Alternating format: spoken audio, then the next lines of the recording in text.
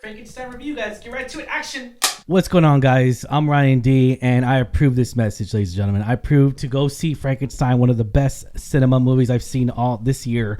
Definitely one of the best films, and we're going to tell you why at this very moment, guys. So stay tuned and hope you're ready because, yeah, we are going to show you how great this movie is and how fantastic in cinema and the reasons why we started this YouTube channel. Stay tuned, guys. What's going on, Alamo City Movie Talk fans? As always, I am your host, Ryan D, aka Ryan680. I'm Angela, that Kelly Ange. And this is Alamo City Movie Talk, guys. Thank you so much for making us a part of your day. You know what to do, guys. Like, share, and subscribe to our YouTube channel. And thank you for making us a part of your day. But let's get right to it. Instead of me always starting off, Angela, I'm going to give you the opportunity to start because we're going to be talking about Frankenstein, right? Guillermo del Toro's Frankenstein. Fantastic, beautiful cinema work of art here, and I want to know your input here, and of course talk about ratings at the end. But what did you think of this movie, and was it worth every penny seeing it in a theater? Because this is a Netflix film, by the way, Guillermo del Toro's film, Frankenstein. But what did you think out of this whole film and everything? Long story. I mean, give us the key points, give us everything. What did you think? So yes, as you can tell, we are reviewing the newest adaptation of Frankenstein. Yep. A brilliant but egotistical scientist brings a creature to life in a monstrous experiment that ultimately leads to the undoing of both the creator and his tragic creation. Mm-hmm. And as you said, I know we were super excited about this. Yeah, we're definitely huge fans of Guillermo del Toro. Yeah. A lot of his adaptations, a lot of his previous work, we're huge fans. And we were just so excited from the cast. As soon as it was announced, Oscar Isaac, Christoph Waltz, Mia Goth, even Jacob Elordi. Yeah. Elordi, I'm sorry. I was just so captivated. I was ready for it. And my God, this did not disappoint me at all. This was so good. And it might be an unpopular opinion, but I do think Jacob knocked it out of the park as Frankenstein. I know we haven't seen him take on this kind of role before. I know he's done the Kissing Booth, and he's done other stuff. He's gonna now be in Wuthering Heights, and so he's done that. And he's done action stuff, but this was a completely different thing than I've seen him in, and I think he just knocked it out of the park as the creature, the Frankenstein. And we know and love Mia Goth too. She has fantastic. Always done a sort of horror gothic style. Yeah. She is brilliant. Yeah. Oscar Isaac, you've seen him in so many different things. He has range. Of course. Even doubt. Christoph Waltz, we just love him so much. I think all these casts worked beautifully together. I think the movie itself, the sets and the costumes, and it was just so dramatic, and I loved the story. God, I think it was executed flawlessly. I think it was really cool to see this vision brought to life, and it did not disappoint me at all. I think it exceeded my expectations. I was a little nervous. I really don't like to go into movies with big expectations because I feel most of the time I do get let down. We have been let down, but this blew me away. I think this adaptation is just really wonderfully done. It was from the story writing to the delivery to the performances, the costume, the score. Everything worked beautifully together. So I mean, those are my thoughts initially. I completely agree. It's sad. I'm very sad because this movie, and I hope that Netflix does this because Netflix has not announced this whatsoever. I really hope Netflix offers a physical copy, a physical steel fucking book for this movie. And I'm going to tell you why. Because this movie is pure cinema artwork. Mm-hmm. When you hired Guillermo to really hit, this is his niche, man. This is his niche from the get-go. Pan's Labyrinth, and keep going. So it's like he was born to direct this movie. It really was. It's I don't want to say it's entitled, but it's dude, come on, it's a given. This amazing director who's done so many different stuff, and granted, not all his movies are great. Okay, so what? He does these visionary, artistic, Academy Award winning director, Academy Award winning movies that you just get lost in translation. You get lost in the moment of cinema, and it really impacts you on a certain level. And I just fucking love that. I love that. And knowing, when we saw the casting for this, I was like, oh fuck, this is gonna be the fucking amazing movie. And I was just like reading the cast and reading who was getting announced. We got the first image like 6 months ago from Oscar Isaac. I was like, oh my god, he looks so fucking great. And it just everything. Even Mia like Goth, the creature, like creature, Jacob Elordi. He did a fucking great job. Prosthetics, oh my like god, that design for the creature was fabulous. Oh, like it was fucking amazing. Amazing. Yes. Like, it was like, dude, I can't even describe it. Yeah. Like it was so good. It was like the prosthetics that man had to wear. Yeah. I think I saw like he had to wear like 50 prosthetics or whatever it's called. Like it was just done so well. Like, and to really act that way, because he's playing a monster who doesn't speak, and it's very difficult, and you have to express your emotions in a different way without saying anything. You have to do more facial expressions because you can't really, you're not supposed to know our language just yet. And I just love that. It's so brilliant. Even the voice, like, because he does learn to speak eventually. He does change,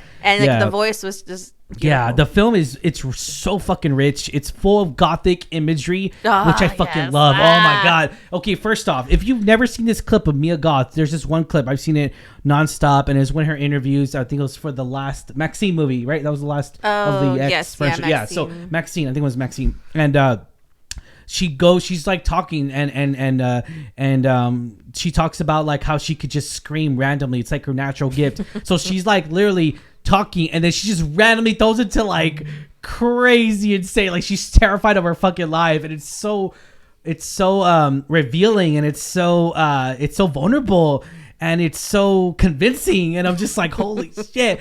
In this fucking movie, it's so damn good. Like in this movie, she's the cherry on top of this movie. Christoph Waltz is fucking amazing. I love him. He's one of my favorite movies I've ever seen. It's a table scene. It's not even action. The very end scene is action. He's in this beautiful film called *Inglourious Basterds*, which is Quentin Tarantino's masterpiece, and I fucking love him in that movie. He plays a Nazi general who hunts Jews and everything. So his charisma and knowing that his range is superb acting skills of artwork of Juilliard, and it just, you get to see that a lot in this movie, and you get to see that really reach a certain level that I never thought could be reached in a certain way. And the crazy part is that him and Oscar Isaac feed off each other's energy so fucking well. Even though I can't recall them even working together, but they seem like they've been working together for years, and it's so convincing. And that's the main story plot of this, really, if you will. And of course, I would even say this is way, way better than that. I hate to say it. I like Aaron Eckhart, but this is way better than that movie, that Frankenstein movie that came out years ago, 2008, I think, 2005. I don't know. Well, I'll put a comment down below. It was a horrible movie. Nothing compares to that. But I gotta say though, this movie is one of Del Toro's visionaries' work, and it shows dread, beauty, and it shows this mood of goth feel that I just love. The gothic theming was fucking amazing. God, I can't. This movie is just these movies like this, and this is definitely gonna make my top 5 of the year. It's almost as as impactful as Oppenheimer was for me last year or 2 years ago now. I know, I can't believe that's 2 crazy. years ago. Yeah, it's crazy because you loved Oppenheimer. Like you were like we saw like 4 or 5 times yapping about that for months after we saw that, and I could easily see like, because I think when we first came out of the theater, I think we both were on the same page of like, we immediately want to see this movie in a theater again. And I know it's a Netflix film, don't get me wrong, but I do think it was very smart for Netflix to put this in a limited release in theaters. And I know it comes out this coming Friday. It was November 6th, I believe. Is the date. But they are still running it in theaters. So if you do have the chance to get to see it at a local theater, we do highly recommend it, because it is such a really wonderful film to see on the big screen with the beautiful colors and the surround sound. Go see it. Like it is amazing experience to see in a theater. So definitely worth it. So if you do get the chance, definitely find it near you. And it's so beautiful. It's I mean, you get to see it. That's what Angela already said. Like, just on the big screen, there's nothing beautiful better than seeing people. And it's crazy because after we saw our theater was full packed. It was full. It was packed. Yeah. And I just love it because most everyone was just loving it. We heard people talking about it, raving about it, and I I love this movie so much, man. This movie's such a fantastic, beautiful work of art. And the movies like this are the reasons why I started my YouTube channel. To show how much impactful really nice. Oscar Isaac just does a standout role in moments in this movie. As Victor Frankenstein, and just you get to see that a lot, and you get to see the growth that he has as a character. It's well written, it's well story directed, and even for a Netflix movie, the CGI is just beautiful. Oh you could tell they put a lot of backing into this. Oh, 100%. Well, because I think Netflix has that rapport with Guillermo, because he's also did the Pinocchio one recently, which was that was a good one. That was Netflix. A great movie. I love Pinocchio. It's like, he definitely has a established rapport with Netflix. So I appreciate Netflix putting faith in this. Yes, 100%. And making this right with the wardrobe and the effects and the sound and the actors. Pinocchio was in theaters too. It was certain like limited theater release, and I feel like that. I feel like that's like Guillermo's. But I liked it. I feel like that's Guillermo's. How do you say it? Like contract, if you will, or like, hey, if I want to make a movie, you got to put a limited release. I like that because I feel like movies like that should be experienced in theaters, at least even if it's for a short period of time. I do think it's such a disservice just to only put it on Netflix, because it is. I feel like you say, it could make a lot of money in theaters, and yes. I hope people turn out. I haven't seen the box office numbers for Frankenstein, but I do hope that it does make some profit to where they. Not just Netflix, but certain streaming, if it is only available in that streaming platform, at least they consider putting it in theaters. I think it's starting to come that way. I know F1 was one of the Apple ones that came out. So I think we're kind of starting to see that. That's a great movie, by the way. So I do like that. So I hope Netflix does continue to consider putting some Netflix only films in theaters for a small time. 100%. I do, and the reason why is because they wanted to go to award season. That's why. So they put it. So, I hope it's nominated. Yeah, so that's the thing. Best costume, best music. I don't know. Could you see any of the actors be nominated for this? Oh, fuck yeah, 100%. I could see Jacob being nominated. I could see Oscar Isaac being nominated, and Christoph Waltz. I could see all of them be nominated. What about Best Picture? I don't think Mia Goth will get nominated. I think this will definitely get ranked for Best Picture though. 100%. I hope so. 100%. If it fucking does it, it's rigged. That's all I'm saying. It's rigged. But yeah, and then one of the other notes I did want to say, of course, is that this movie's not just about a monster. This film aims to ask the questions about identity, creation. It talks about that. It also talks about responsibility, what it means to be human, and I love that. From a genuine point of view. Instead of coming out as a monster and like I'm just gonna kill fucking people, like all gory, and it is gory. Trust me, it's gory, but that's not the main story plot, because I feel like Guillermo wanted to nurture this movie and just prepare audiences and really tell a story driven on this is an actual person that's got created now, that was created by Frankenstein. How do you go about this? How do you portray this differently than the other films? How do you separate your movie from other films? And I feel like he fucking did that. A+, fucking amazing.